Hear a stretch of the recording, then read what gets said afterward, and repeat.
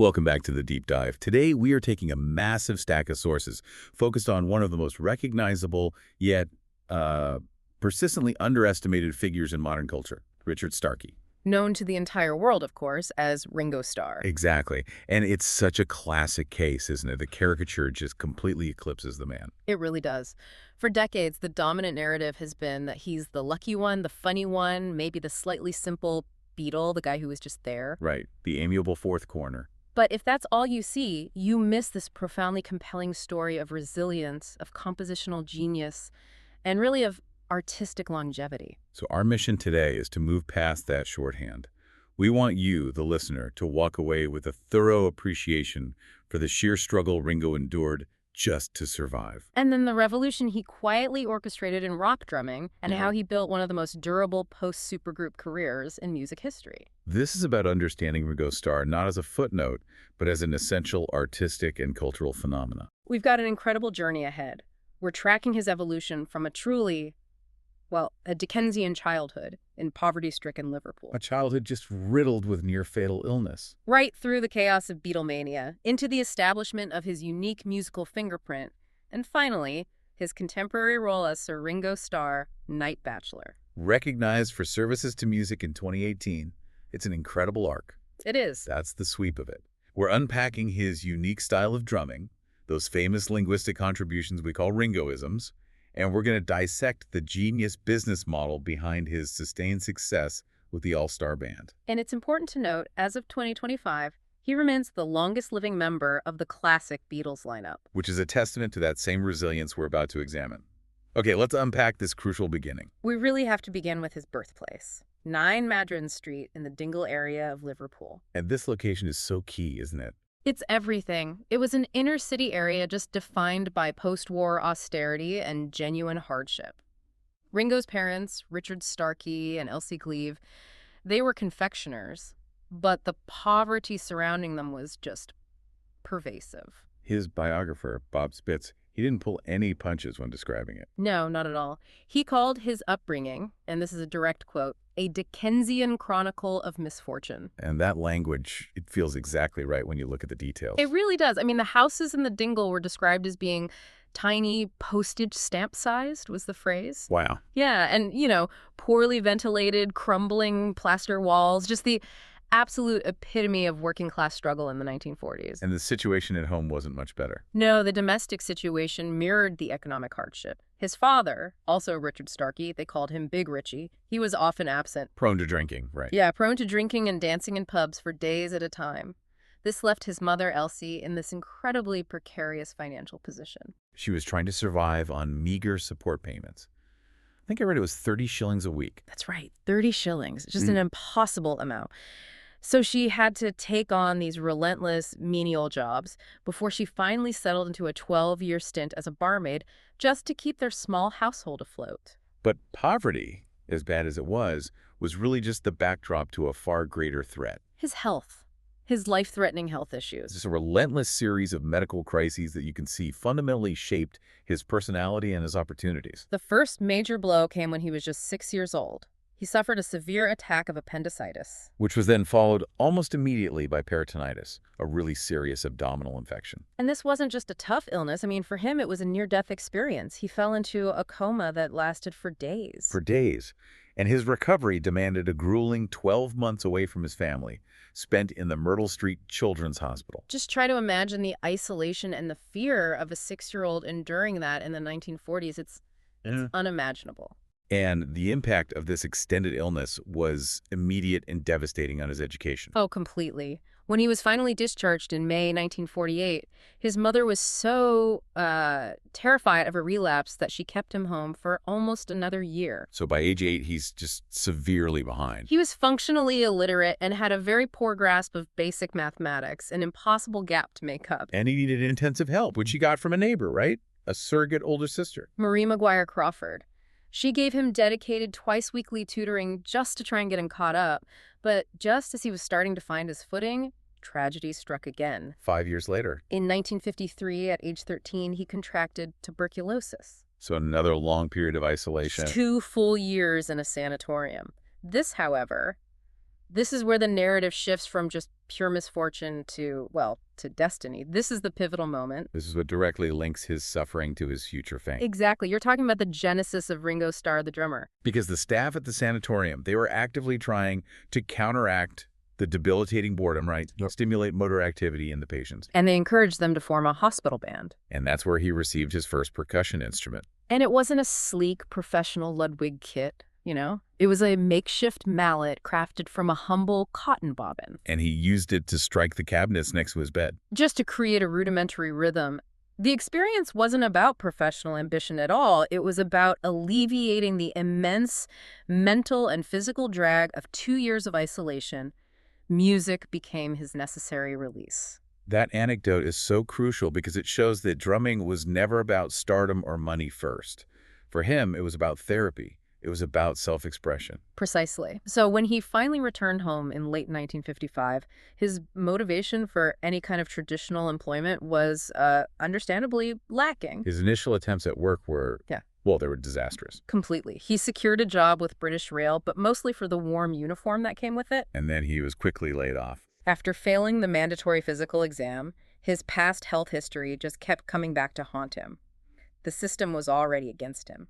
Then he took that job as a waiter on a dayboat. Traveling between Liverpool and North Wales, and he quit that almost immediately.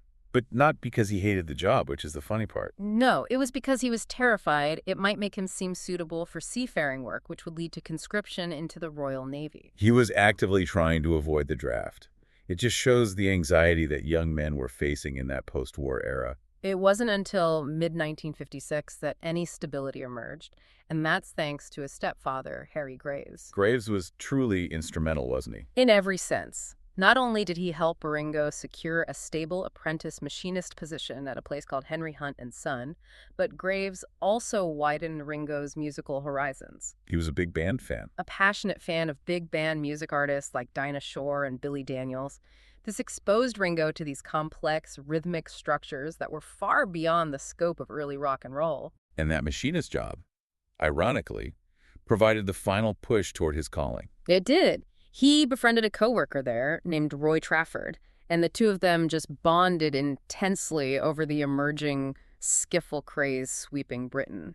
And they began their earliest rehearsals, drumming, picking, singing, in the factory cellar during their lunch breaks. So the path to Rory Storm didn't start in a club, it started beneath machine shop. So we transition now from that machine shop cellar to the nascent, chaotic Liverpool music scene. And Ringo's early efforts in the skiffle genre were incredibly raw, but they established his core appeal, that primitive, infectious, rhythmic drive. His first band, the Eddie Miles Band, which later became Eddie Clayton and the Clayton Squares, they played typical skiffle hits.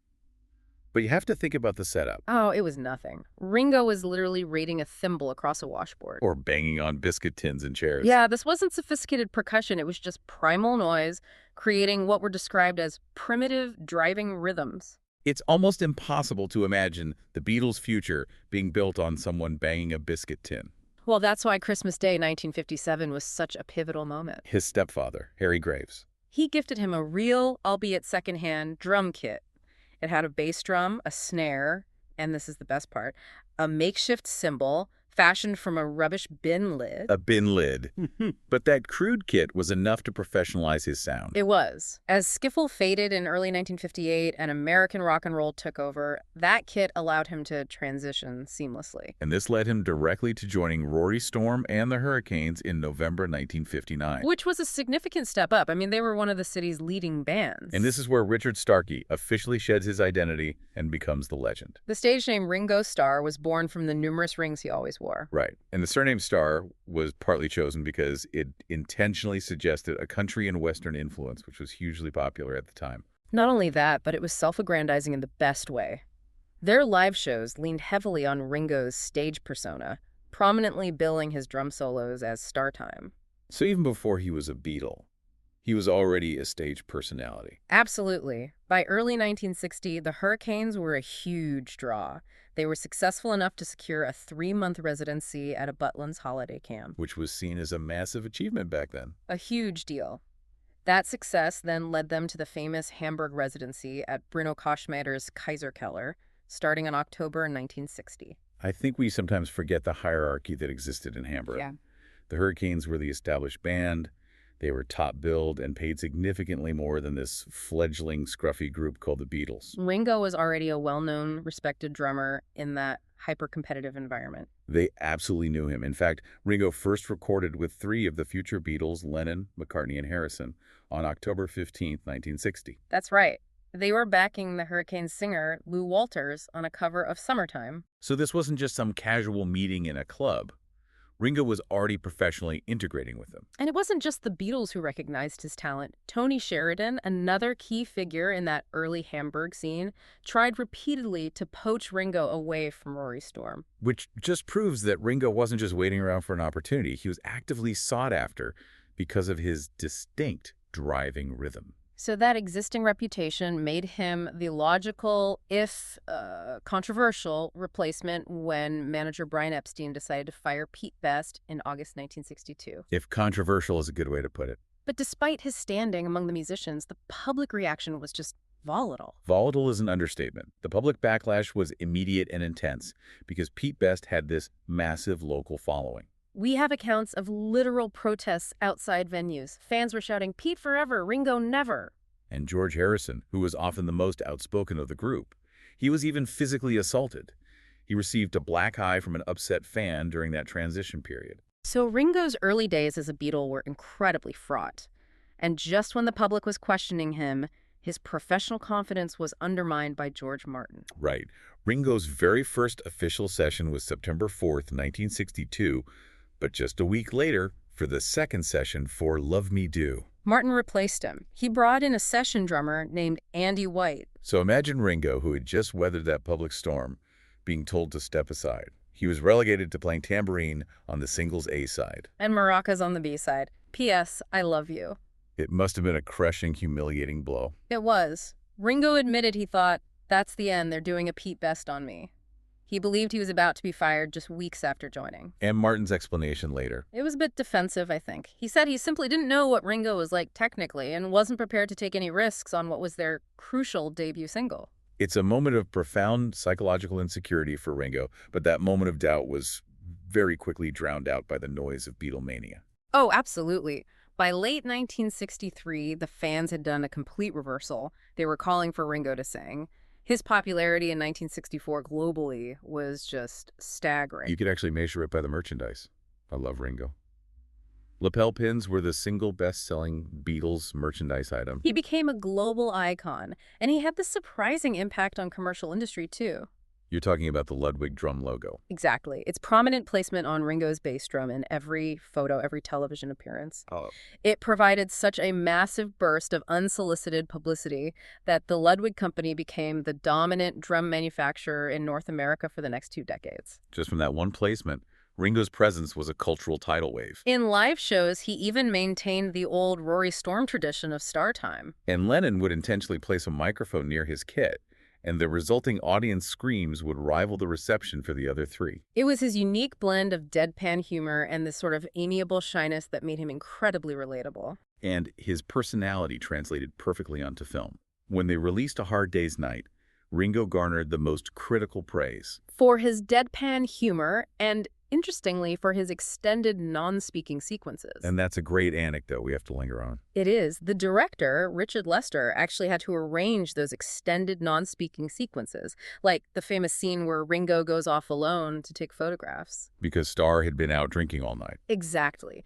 Lester essentially wrote around Ringo's exhaustion and slight incapacity to deliver lines flawlessly, and in doing so, turned a practical necessity into a brilliant, poignant, artistic moment. The result was that he was the unexpected breakout star of the movie. He later won a Melody Maker poll over his bandmates for his performance as the central character in their second film, Help, in 1965. But we have to remember the chaos that was surrounding all this fame. The pressure was just enormous. It was life-threatening. By 1964, Ringo was receiving telephone death threats before shows in Montreal. And he had to position his cymbals vertically in a desperate, last-minute attempt to shield himself from any potential attack. It's a visceral image of the madness of Beatlemania. And as the band moved into the more experimental, intense studio years, Ringo's experience shifted from that chaotic validation to well, to profound isolation. During the recording of Sgt. Pepper's Lonely Hearts Club Band, he frequently felt like he was just a session musician. He was literally spending hours playing cards with the road managers, Neil Aspinall and Mal Evans, while the others meticulously perfected tracks. Because he wasn't a primary composer, his input was often limited to adding minor percussion effects, which left him feeling disconnected from the central creative process. He describes Sgt. Pepper as the peak for everyone else but for him.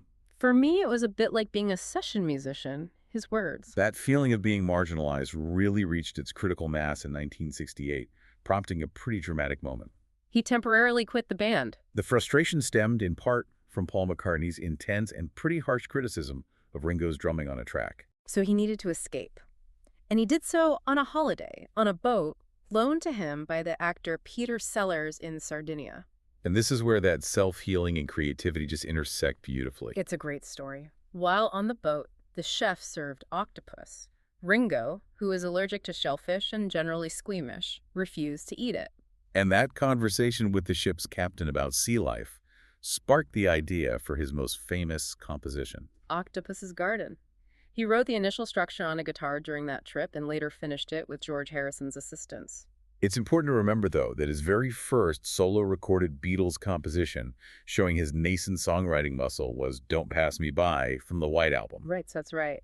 And when he returned after 2 weeks away, Harrison had covered his entire drum kit in flowers as the symbolic, heartfelt welcome back gesture. It's a small detail, but it speaks volumes about how essential his presence, both musically and personally, was to the equilibrium of the group, even amid all that friction. Yeah, but the band's official end was just around the corner. The final time all four Beatles gathered in a studio for a recording session was for the mixing of I Want You, She's So Heavy, on August 20th, 1969. And just a month later, Lennon announced his departure, though the public wouldn't hear about the breakup until McCartney's statement in April 1970. So now we arrive at the core paradox of Ringo Starr. He's the man who was constantly dismissed by critics who were obsessed with flash. But who, in reality, was a revolutionary compositional genius.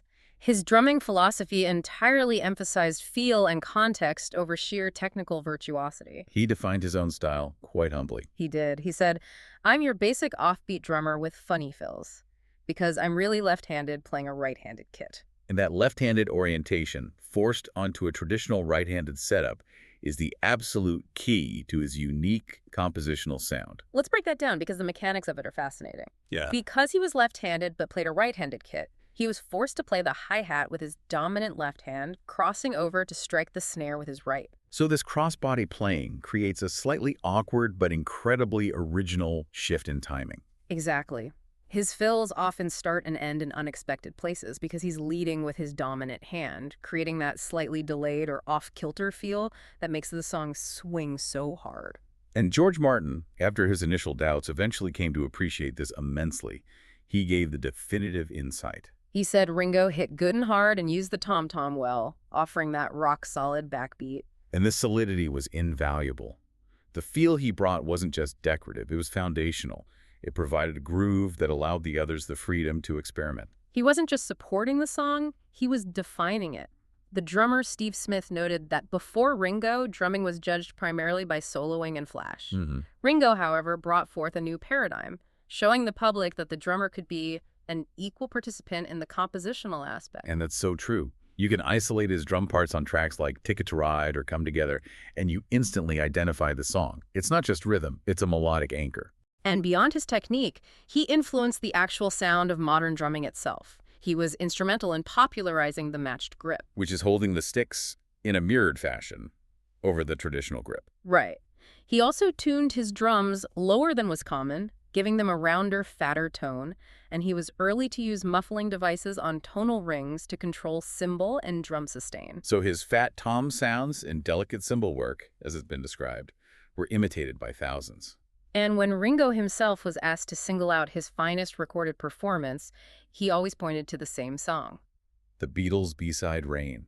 And that choice is fascinating because Rain is a masterclass in subtlety and dynamic complexity.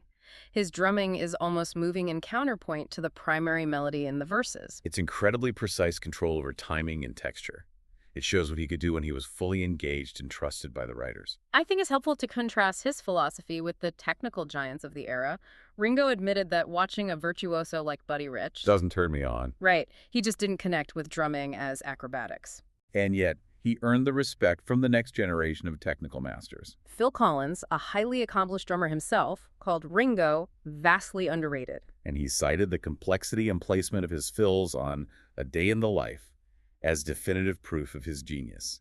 Collins was so influenced that he openly stated his drumming on the 1983 Genesis track, That's All, was an intentional attempt at a classic Ringo Starr drum part. Now, we absolutely must formally and finally debunk the infamous elephant in the room. The quote about him not being even the best drummer in the Beatles. Yeah, we need to put this myth to bed for good. That line was not spoken by John Lennon, as is so often misattributed. It originated in a 1981 episode of the BBC Radio 4 comedy show Radioactive. It then gained viral traction, so to speak, when the comedian Jasper Carrot popularized it in 1983. A full 3 years after Lennon's death. And the historical record just proves the contrary.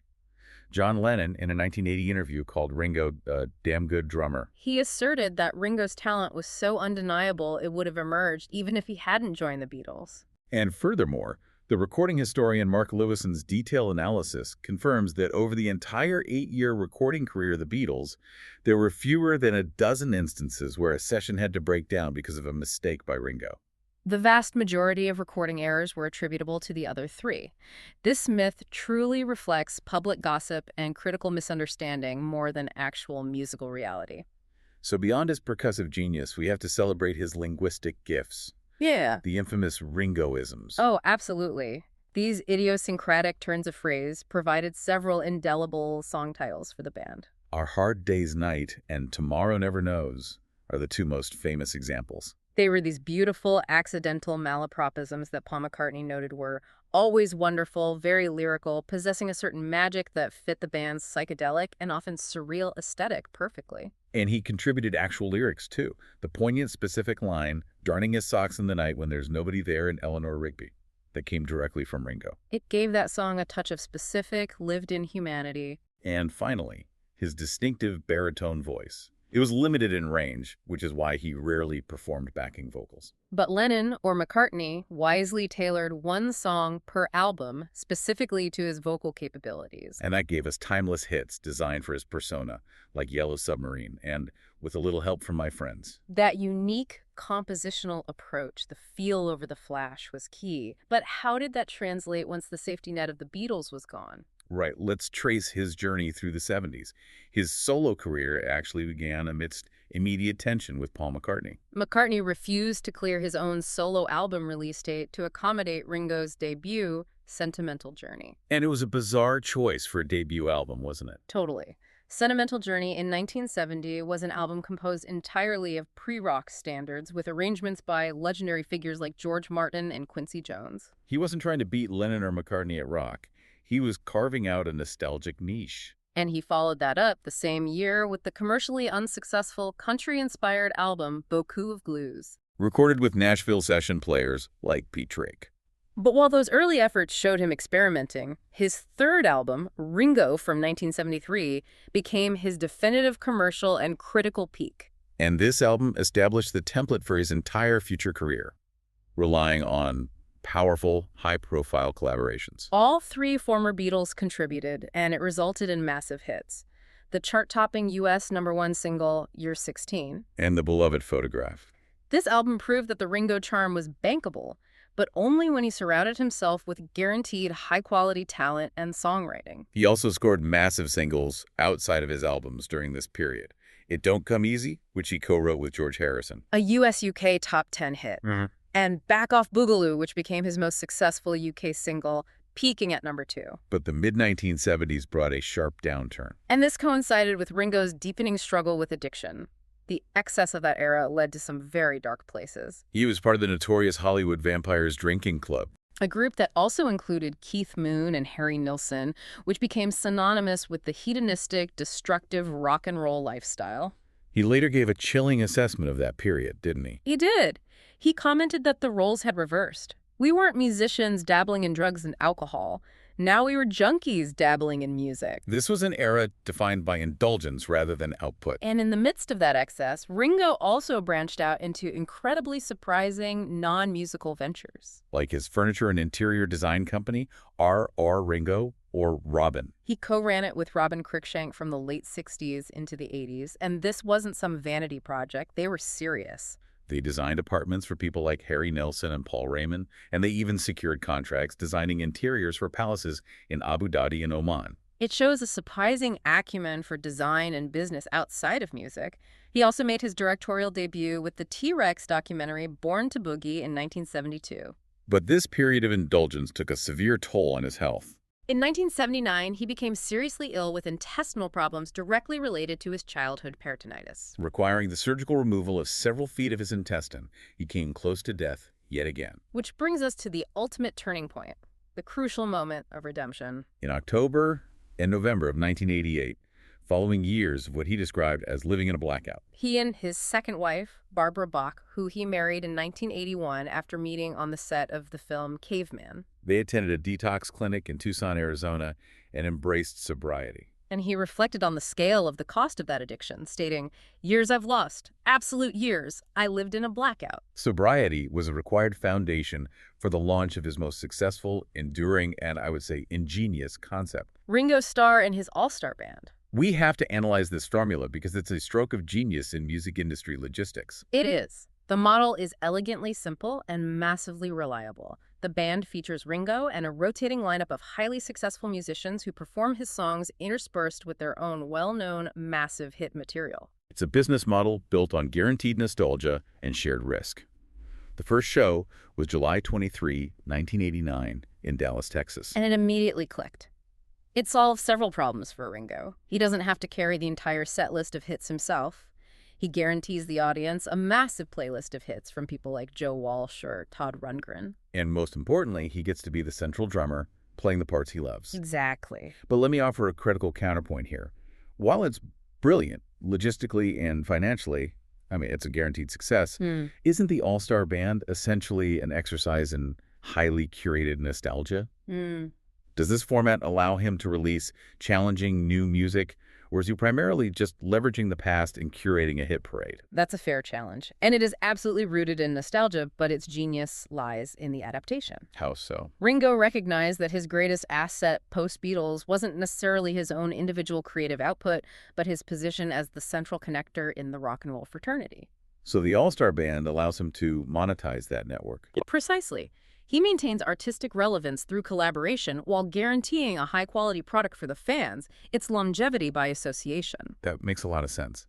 It's an adaptable, self-sustaining ecosystem that has kept him touring successfully for over 3 decades. And his post-recovery career also includes continued high-profile collaborations with Paul McCartney, like on Ringo's 2010 album Why Not? And their joint performance of Queenie Eye at the 2014 Grammys.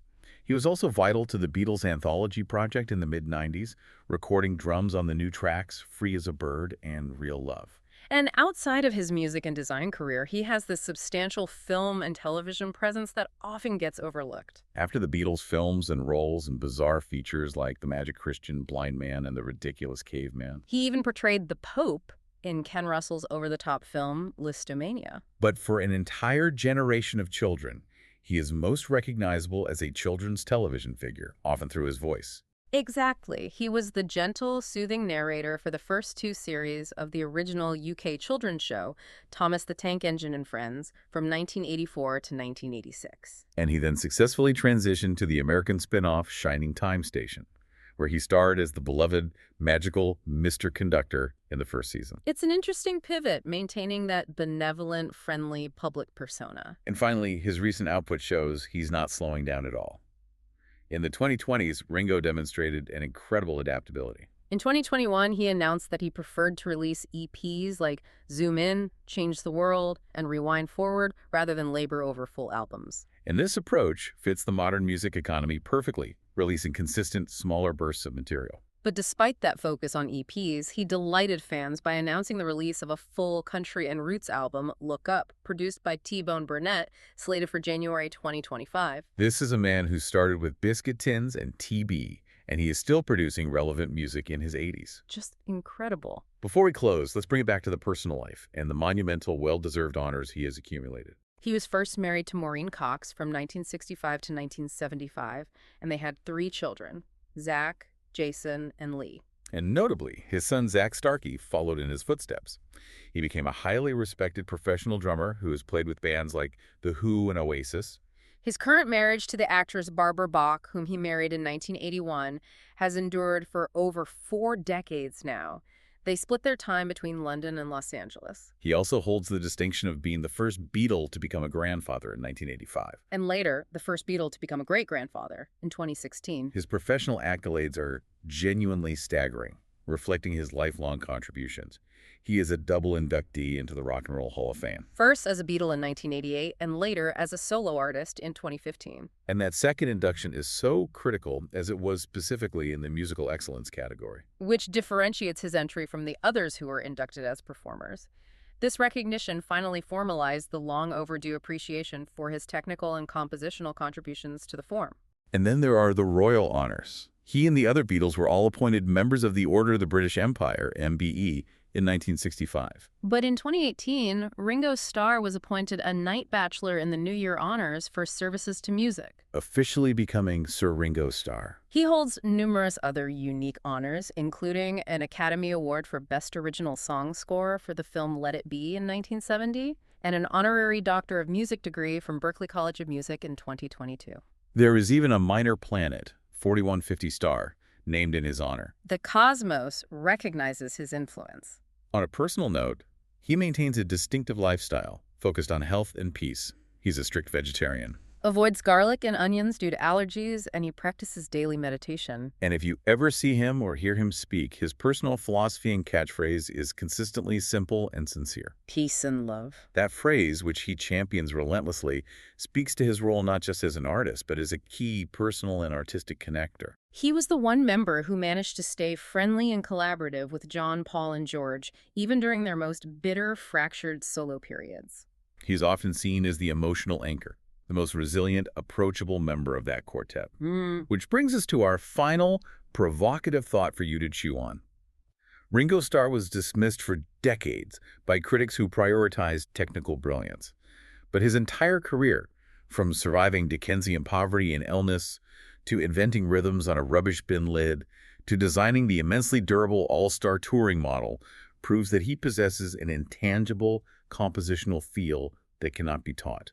So why is it that this fundamental emotional quality in music, the ability to give a song an irreplaceable heartbeat, is so much harder for critics and the public to recognize and reward than mere virtuosity? Yet it is so often the key ingredient for genuine, multi-decade artistic resilience. It's the ultimate paradox of the foundational artist. He made genius sound effortless. We leave you to consider that foundational rhythm in your own deep dive. Until next time, keep digging.